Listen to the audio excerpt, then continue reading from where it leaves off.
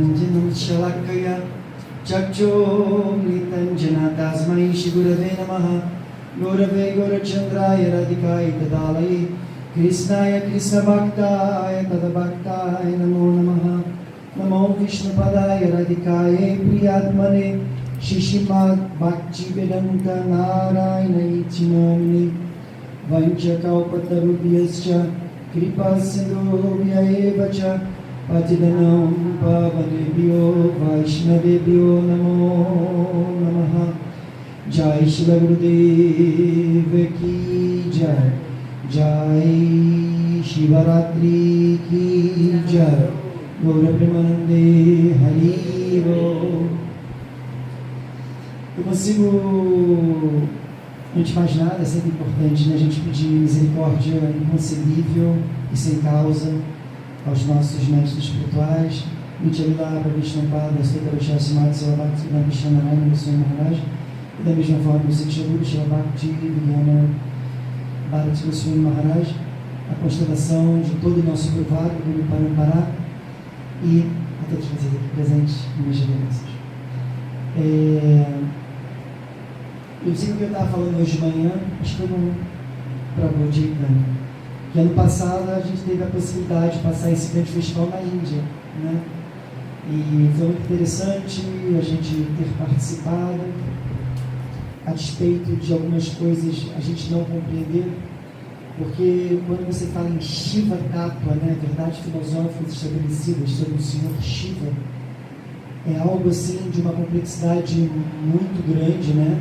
Porque eu andei vendo assim um pouquinho sobre as questões da formação do mundo, da manutenção e a destruição, né, que o pessoal chama muito da Trimurti hindu, a despeito que a Trimurti hindu, né, chamada Brahma, Vishnu e Shiva, foi algo muito estabelecido até pelos ingleses, querendo fazer a correlação Pai, Filho e Espírito Santo, né, para que se pudesse ajeitar aquela cultura que eles achavam que era uma cultura mitológica, fantasiosa, e que eles muitas das vezes, inclusive, eram extremamente ofensivos, né? Querendo mudar de outra forma, mas infelizmente a cultura védica é extremamente poderosa e ela se mantém firme até hoje, né? Então, falar de Shiva Tattva, a gente precisa olhar pelos olhos daqueles que realizam a profundidade desse conhecimento. Como a gente estava conversando hoje, o conhecimento transcendental espiritual, ele pode ser alcançado de acordo com o nível daquele que vai receber tal conhecimento, né? As escolas ditas shivaístas, né, elas consideram Shiva a suprema pessoa, a suprema personalidade divina, né? E eles vão ter o seu próprio Shastra, né, as suas escrituras, e eles vão assim corroborar de forma, né, e na literatura sobre a supremacia do Senhor Shiva. A melhor coisa da vida é entendermos que somos seres individuais em processos únicos, né, na busca da transcendência. Então todos nós, de acordo com essa característica que vem de vidas e vidas, né, nós somos reencarnacionistas, vamos estar procurando aquilo que vai dar a paz e vai trazer a tranquilidade no coração. A coisa mais importante no caminho espiritual, o meu Gurudeva Shivanarayana Goswami Maharaj e outros grandes mestres espirituais falam: você deve saber qual é a meta, né? Qual é o objetivo final da sua busca. Se não é a mesma coisa que você fala assim, vou começar desse processo, você está num ônibus qualquer, mas você não sabe para onde você vai para Nova Friburgo, Teresópolis. Não, e esse processo está me levando, entre aspas, eu estou indo para Nova Friburgo, né? Estou lá na rodoviária, estou esperando, então eu vou alcançar isso, né? E para nós alcançarmos vida espiritual na sua profundidade, nós temos que ter veículos poderosos em nome de Krishna, para que a gente possa assim fazer, né? E como a Indumati já falou, a gente pode talvez falar assim muito sobre Shiva. Eu estava lendo sobre a questão da formação do universo, a respiração de Brahma, né? Aquela coisa dos pralayas, né? Karbodakshai Vishnu, Karambakshai Vishnu, Kshorabakshai Vishnu, né? A gente vê que é um assunto extremamente complexo. Se você jogar na internet ou procurar e botar assim os nomes de Shiva, você encontra mais de 1000 nomes de Shiva, né? Cada uma com uma característica específica, e Krishna nem se fala, né? Porque Krishna tem a ver com seus passatempos também, ele tem nomes muito especiais. Mas esses semideuses, né, eles, ditos pela literatura, pelo Shastra, pelo qual Gaudiya Vaishnava Vishnu se baseia, Krishna, em sua supremacia, ele é inigualável, né? Porque ele tem algumas características que não são pertencentes a esses ditos semideuses poderosíssimos, né?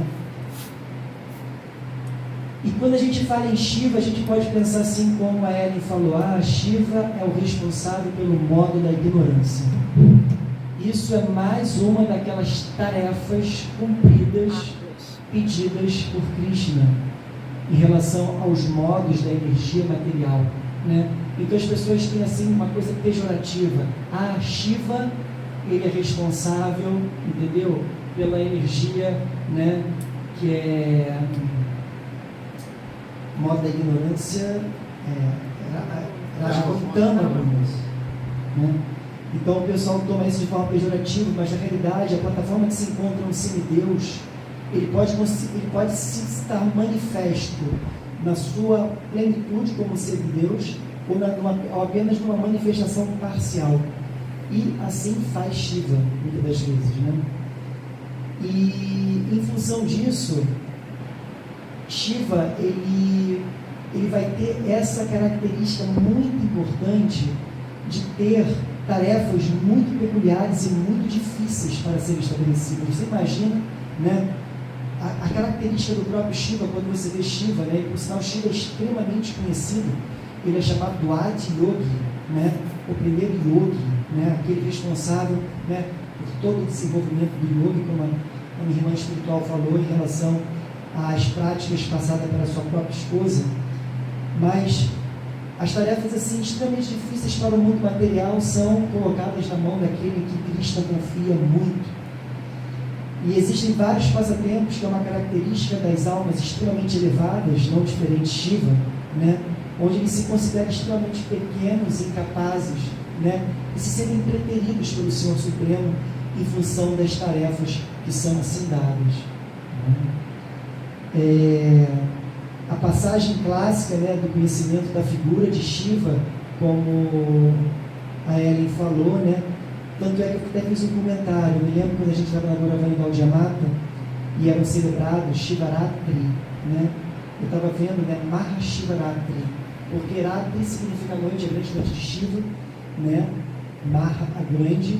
E existem algumas pessoas que dizem que nessa noite foi quando ele se casou com Parvati, que foi nessa noite em que, na tentativa da guerra entre semideus e Deus e os demônios para construir o Amrita, o néctar, né, eles acabaram fazendo um grande veneno, né? E naquele momento a tarefa de absorver aquele veneno que poderia contaminar todo o universo, né, coube a quem? A Shiva. Shiva chegou lá e bebeu aquele veneno. E é por isso, como a Indumati falou, a gente vê nas figuras de Shiva, né, você tem aquela garganta azul, né, onde ele parou o veneno para não deixar aquilo seguir para o seu coração, porque o coração dele tinha plena rendição ao Senhor Shiva, Krishna. ao Senhor Krishna.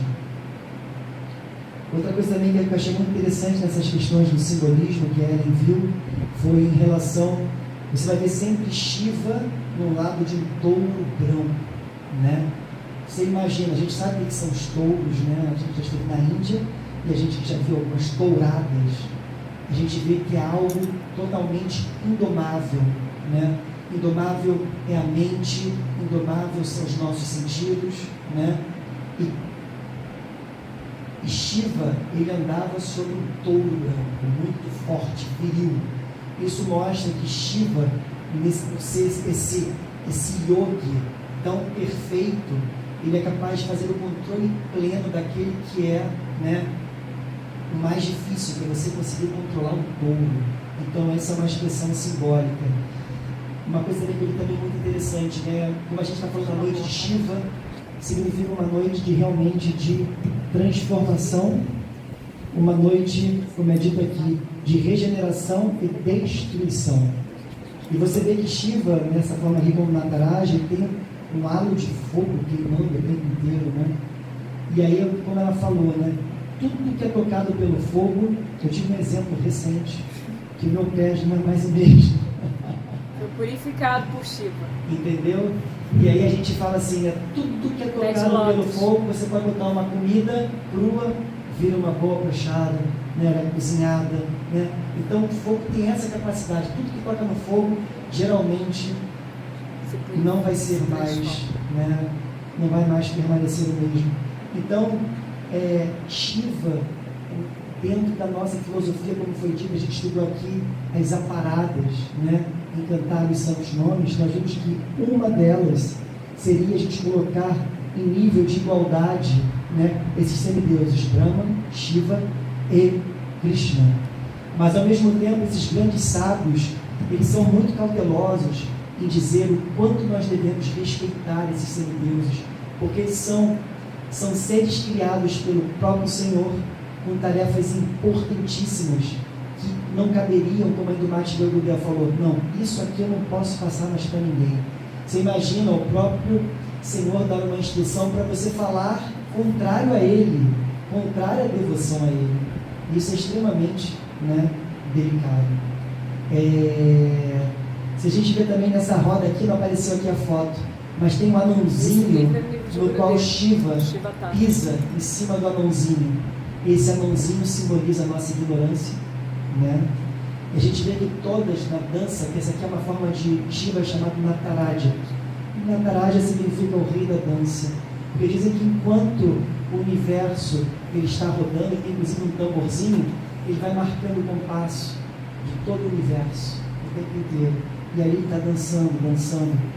E existem muitos relatos sobre essa dança super transcendental de Shiva.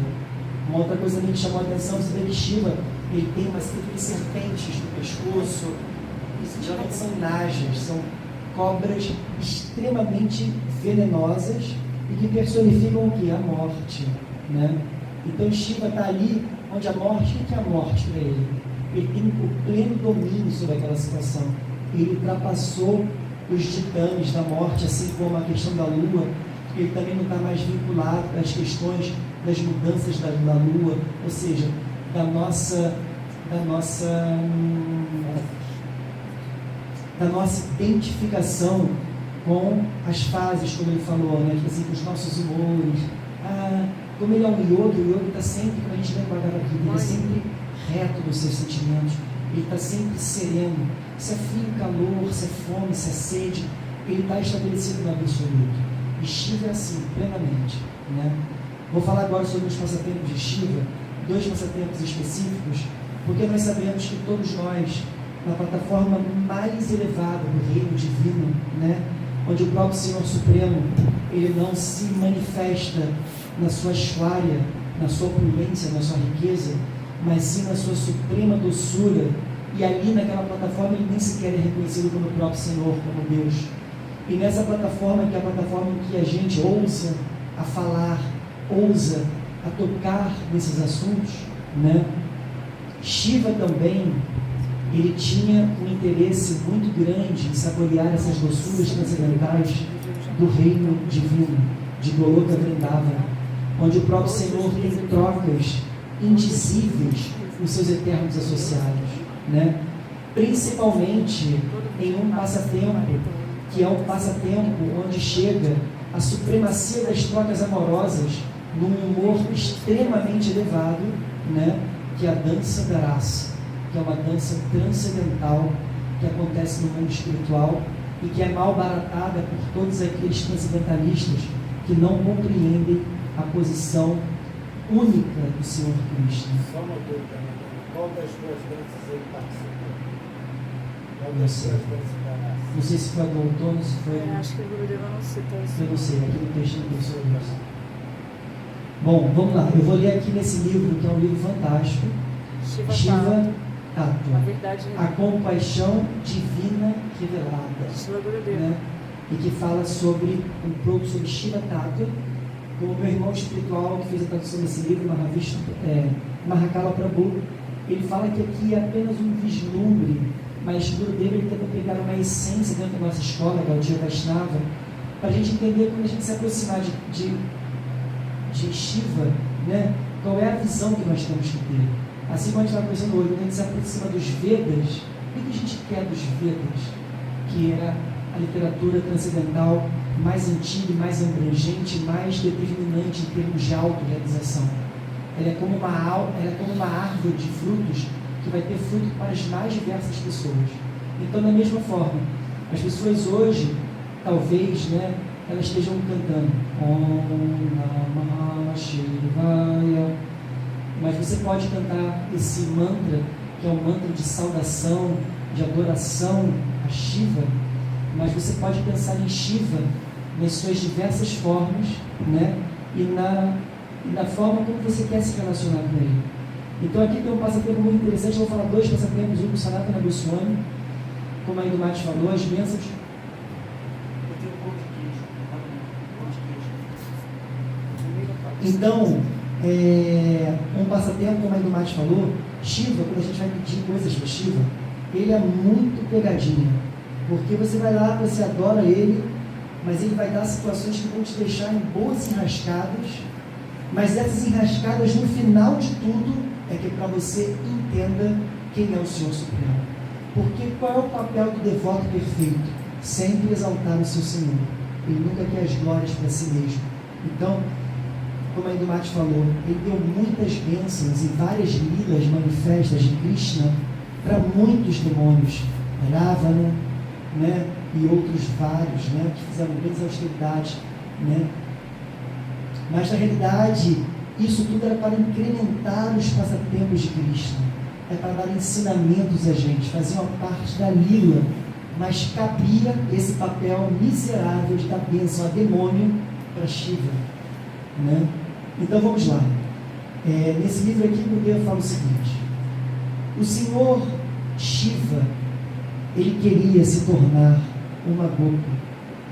Para tanto, ele praticou austeridades, de maneira que quando Purnamas Yogamaya, satisfeita, apareceu diante dele e orou para que ela lhe permitisse juntar-se à dança da raça.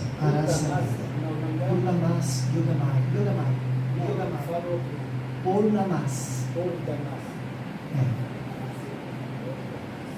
Que nada mais é do que a donzela transcendental, já é uma senhora, responsável pela energia ilusória transcendental para incrementar todos os passatempos transcendentais de Krishna. Ela é a comandante máxima de Vrindavana, né?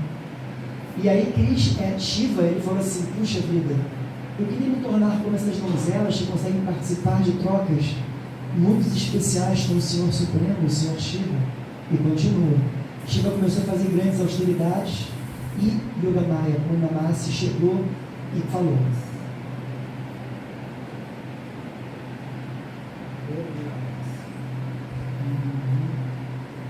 vamos lá.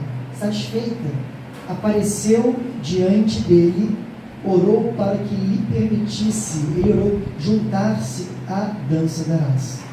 Misericordiosamente, Purnamasi ajudou-o a mergulhar no Brahma Kunda, que a gente visita nos Parigmas, de onde ele saiu de imediato, agora sob uma forma de uma gopi, de uma donzela adolescente.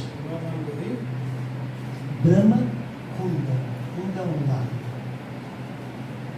Em seguida, dirigindo-se ao lugar onde a Rasa Lila, a dança da raça, estava acontecendo, ele escondeu-se num bosque próximo a Shiva. Agora eu sou uma donzela transcendental, como as gopis, e eu quero observar essa dança transcendental. Krishna e as gopis sentiam a presença de alguém com um humor diferente.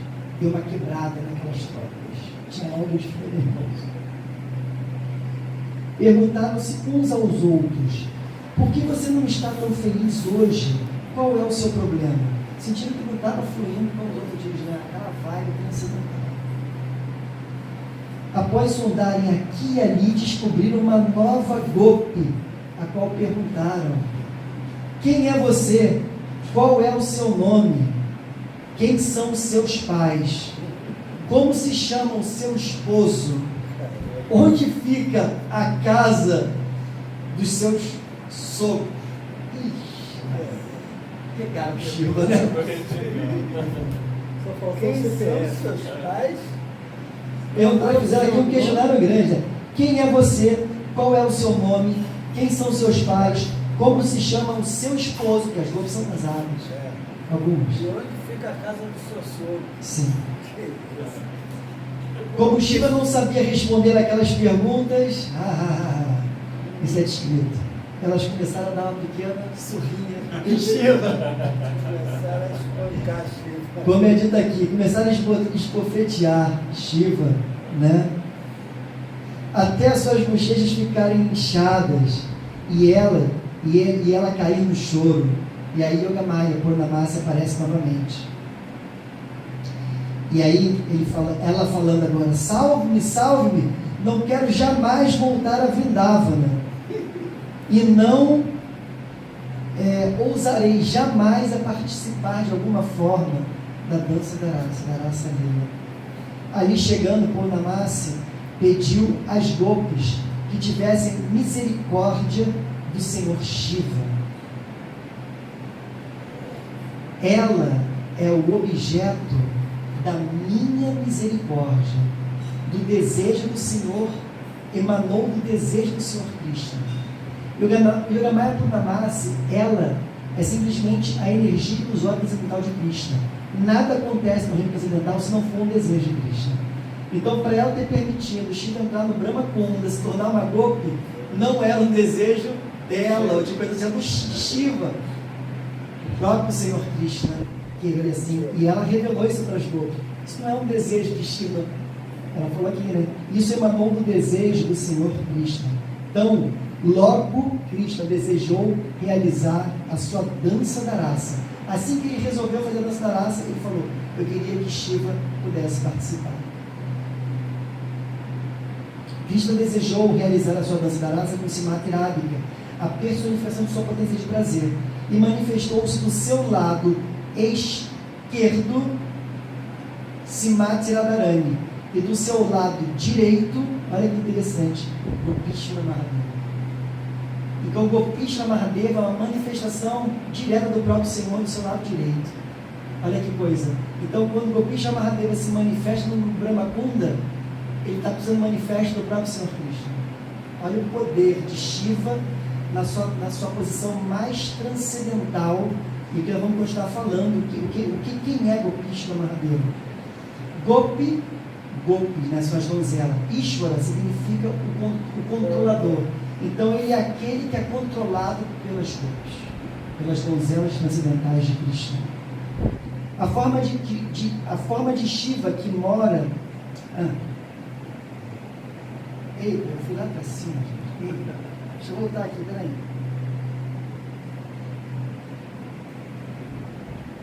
Quando falou isso tudo, as gopis aceitaram, né, a gopi, e Krishna deu-lhe um nome. Eu já fui em cima, já me perdi aqui. E Krishna deu o nome, Gopishvara, aquela cuja Ishvaras, as controladoras, são as gopis. Krishna abençoou Gopishvara Mahadeva, o próprio Shiva, para que se tornasse a guardiã da raça lila. E disse-lhe, isso, Krishna abençoou para que ela se tornasse a guardiã da raça lila, e disse-lhe, sem a aprovação de Gopishvara, ninguém conseguirá entrar na dança da raça. Então a gente vê, né, você vê que aí de novo, né, Krishna dá um papel para Shiva, só que dessa vez ele falou, Mas agora, o cara é o guardião. ele é o guardião. Tanto é que quando a gente vai em muitos templos de Krishna, logo na entrada quem está? Gopishvara Mahadeva. Entendeu? Porque você só vai conseguir chegar ali e ter misericórdia também da dança da raça, que é algo muito superior. Então, é por isso que a gente tem que estar nesses momentos. Gurudeva sempre diz, né? Shiva, ele deve ser muito glorificado nesse dia especial, porque Ele está dando misericórdias muito importantes, que nós vemos orações de Raghunath Das Goswami, de grandes santos Vaishnavas, orando pela misericórdia de Gopishwara Mahadeva. Então, quando a gente pensa em Krishna, em Shiva dentro da nossa escola filosófica, não é aquele Shiva, como nós estamos falando aqui do touro, ou de Nataraja, não. É Shiva no seu relacionamento transcendental, dentro do passatempo mais transcendental, que de alguma forma é de uma misericórdia tremenda a gente poder alcançar essa misericórdia. Não é para qualquer um, mas a gente já viu que dentro da porta de entrada existe uma guardiã, que é o próprio Shiva, que é o Gopishwara Mahadeva. Jai Ho! Vou ler agora aqui um passatempo muito bacana, né? Que é uma pegadinha de uma bênção dada. A gente pode mostrar depois. Temos que aprender a cantar com o ano que vem.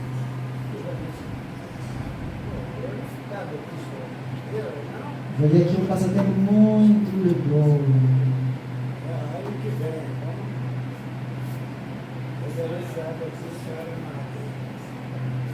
Muito legal esse passatempo, né?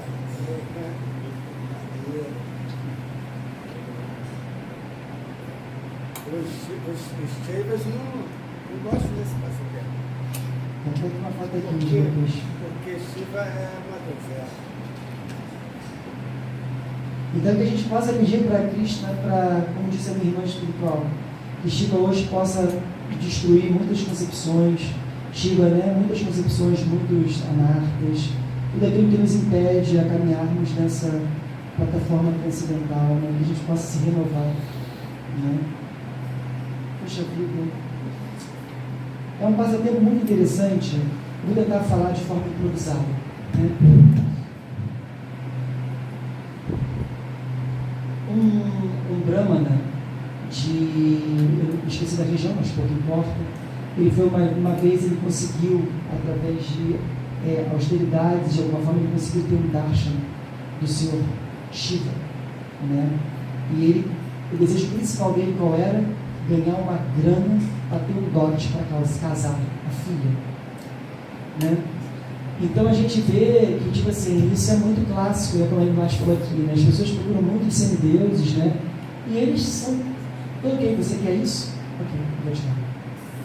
Mas foi muito interessante que Shiva, né? Como ele quer sempre levar a gente para Krishna, esse passatempo é muito interessante, porque ele fala assim, né? Ok, vá até a margem do Jamuna, e lá você vai encontrar uma grande alma, um grande santo chamado Sanatana Goswami. E ele vai poder te ajudar nessa sua missão. Eu vou te dar essa bênção, vá até lá, né? Então, a perspectiva dele é o seguinte, ele queria riqueza para poder ter dotes e casar filhos. E aí chegou lá no vilarejo, o espírito, ele começou a falar assim, né? Hoje tem Sanatana Goswami, para onde eu vou, como eu já digo, e falaram assim, né?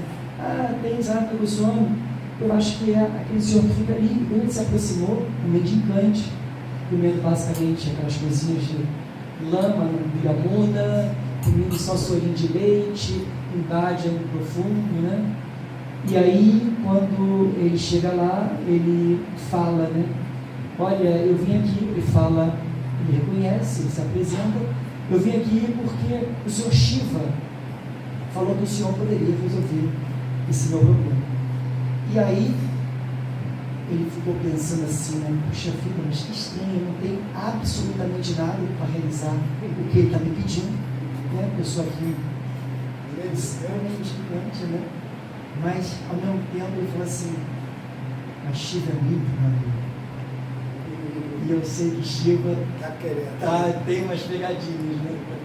Então, tipo assim, né? O devado puro, ele sabe quem é Shiva, sabe o que ele está planejando.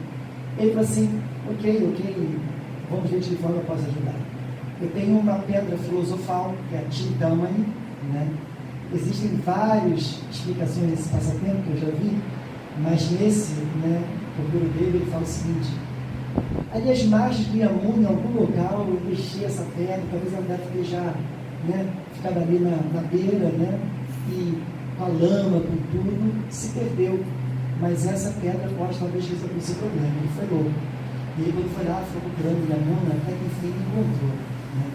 E quando ele encontrou Chintamani, a pedra que realiza todos os desejos transcendentais, a primeira coisa que ele fez, pegou um pedaço de ferro, encostou aquela pedra e virou ouro. Ei! Ele falou assim, agora sim, Shiva é poderoso. Ele conseguiu o que ele queria. E aí no meio do caminho ele falou assim, poxa, mas que estranho, como é que pode esse mendicante se ver livre de algo tão, sabe, transcendental, a pedra filosofal, né? Eu tenho que voltar lá porque ele certamente tem algo muito mais valioso do que essa pedra. Deve ter outra riqueza lá que, tipo assim, é essa. E aí a gente vai ver no passatempo, a gente vê como é uma mente material, uma concepção demoníaca e cobiçosa. Ele já tinha pedra filosofal, mas isso a gente se remete agora à nossa conversa aqui, que pode ser informal, quando eu vi um relato no Globo.com se dizendo, o próprio Sérgio Cabral, ele falando como a riqueza, ganhar grana é um vício. E o que é o vício do adicto? Ele quer sempre mais. Ele está cobiçando, porque isso mesmo, Sérgio, dinheiro significa poder. Dinheiro significa você cada vez mais se distanciar de uma concepção que você é um servo de Deus e que você não é o Ishvara, que você não é o controlador supremo. Nós conversamos isso durante o nosso retiro, né? O quanto essa coisa da riqueza pode fazer você se perder totalmente na história. Tanto é que existe uma série de passagens que você nunca poderá servir a dois senhores. Né? Ou você serve a Deus, ou você serve as coisas materiais. Existe uma série de comentários em relação a isso. Mas voltando, ele chegou lá e falou assim, poxa, agora eu quero saber o que o senhor tem de tão valioso. Eu falei assim, ok, sente aqui que eu vou te dar algo realmente muito valioso. E aí, podemos cantar todos juntos. Hare Krishna, Krishna Krishna, Hare Hare, Hare Rama, Rama Rama, Hare Hare. Pela potência do contato com o Swami é descrito que ele nem sequer queria mais voltar para casa. Ele abandonou todos os desejos, inclusive de casar a própria filha, que ele ficou totalmente tocado pelo esse toque transcendental do Mahamantra, que é a maior riqueza do mundo, mas é mais exuberante e de valor inestimável, muito mais do que uma pedra filosofal de toque, né? Mas isso, para nós alcançarmos, dependemos de alguma forma de estar sempre a serviço a Hari Guru Vaishnava, lembrarmos sempre desses grandes Vaishnavas, termos uma postura extremamente honrosa, né? Entendermos que, tipo assim, aqueles que adoram Shiva, na visão de Shiva, da sua forma, devem ser extremamente respeitados. A pior coisa em vida espiritual são as pessoas que estão brigando pelas suas verdades e se esquecem de fazer o seu próprio processo, né? E essas pessoas, elas querem entrar nas miudezas de algumas compreensões. Para quê? O processo é dado, o processo é simples. Nós temos que cantar uma Mahamantra. É o que dizem, né? Vários exemplos de vários gurus. Quando você entra dentro de uma prisão, você está preocupado em saber como você entrou ali dentro, ou quais são as questões que te levaram ali dentro, ou você está preocupado em sair da prisão. Mas as pessoas do mundo material, sobre os seus egos, sobre as suas, né, elas querem entender as suas diversas filosofias, muitas coisas que, tipo assim, e daí? O que você quer saber quanto isso? É por isso que eles olham para elas, a gente tem que tomar muito cuidado com a nossa mente, isso também é um pegadinho espiritual, né? Mas por quê? Para quê? Né? E todos os mestres falam o seguinte: continue cantando, se desenvolva no processo, que o seu coração e a sua mente naturalmente vão sendo limpas desses obstáculos, e você terá cada vez mais inspiração, seja do Paramatma. E como a gente não tem pureza para entender Chaitya Guru, que é o próprio Guru no coração, ele vai se manifestar externamente para que a gente possa ter as respostas, né? E os gurus são muito importantes. Existem vários níveis de gurus. Diksha Guru, Siksha Guru, o guru que é o guru que dá o caminho inicial, né? E a gente vai mais além. No Srimad Bhagavatam fala dos 24 gurus. A gente vê aqui Vaibhava, Bhakti Vaibhava Guru Goswami Maharaja. Tudo de alguma forma que nos rodeia, né? que faz nós despertarmos para algo transcendental, nós devemos considerar os nossos próprios gurus. Então isso é muito importante. Até o momento em que a gente tem esse respeito perfeito, a gente vai ter aquele que vai certamente direcionar a gente. E como a gente é muito afortunado de poder tocar nessas literaturas, ter essas almas transcendentais que podem trazer essas possuras do mundo transcendental, estabelecer dentro de uma plataforma, como a gente sempre discute, às vezes não vai ser para muitos, né?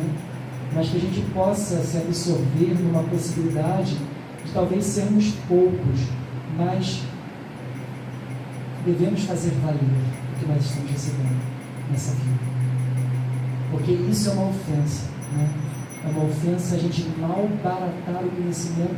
Não foi certo você falar, foi um cristão puro aqui, a gente sempre falou, uma série de passagens do Evangelho também, que se remete a falar, quanto mais for dado, mais será cobrado. Uma coisa é você caminhar na ignorância dos seus atos, apesar de você ter resposta, mas a pior coisa é você fazer atos sabendo que agora os seus atos vão ter consequências gravíssimas. Mas a mente humana é tão condicionada. Swami Maharaj, no Padeshanta, verso 1, no livro dele em português, em inglês, está trazendo em português, ele fala que o homem inteligente é aquele que aprende ouvindo.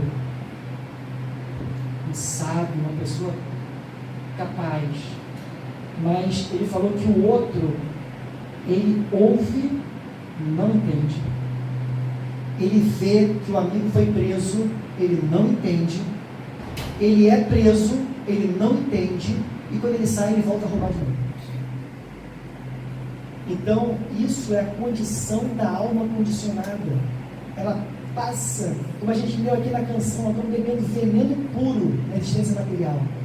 Uma existência material sem Deus é nula, é zero. É você jogar uma oportunidade, você quer procurar espiritismo, qualquer filosofia doutrinária que fala como a forma de vida humana é extremamente rara de ser obtida. E a gente está achando que isso é historinha para boi dormir. A gente não tem urgência. E aí o tempo está correndo, e a gente está em mais uma vida no playground do Senhor, se divertindo e falando o seguinte: não, nessa vida de novo não, vamos para a vida de austeridade, eu quero ficar na minha vida. Ah, Shiva, não dava anos aí, e você vai seguindo essa mazela. Então, gente, isso é extremamente miserável. A gente tem que pedir força de Shiva, Nityananda Prabhu, desses devotos perfeitos, Gopishana Mahadeva, que eles possam ser realmente extremamente inspiradores em nossas vidas, para nós termos forças para caminhar, para a gente conseguir fazer mais retiros, para a gente conseguir estar junto, fazendo japa, retiro, o que for, e tipo assim, que seja 1, 2, 3, 6 anos, entendeu? Mas o que vale, Bhakti Vidyana falou, é a qualidade, né?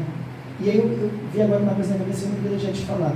Eu queria agradecer de alguma forma a todos aqueles que nesse período de carnaval puderam estar presentes no retiro, né? Isso é muito importante. Eu queria de alguma forma falar como foi o Guilherme, foi bacana nesse período, ele conseguiu se dedicar bastante. Vou falar de um grupo que nós somos poucos. Foi muito legal, tipo assim, que você consiga continuar cada vez mais forte dentro dessa corrente, né? Meu irmão espiritual fez um cima também muito legal, né? Junto com a gente. Mas Deus faz